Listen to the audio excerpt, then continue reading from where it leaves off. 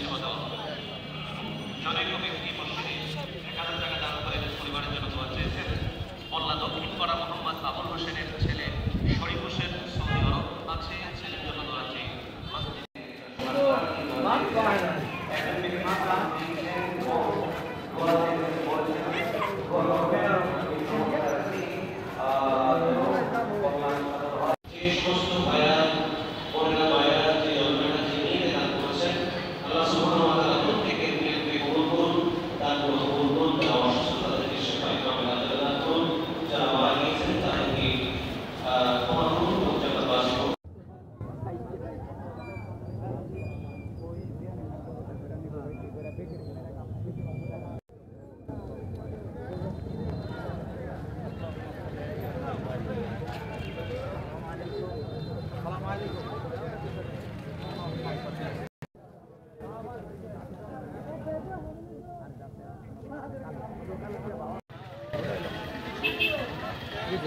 তারপরে মনে করি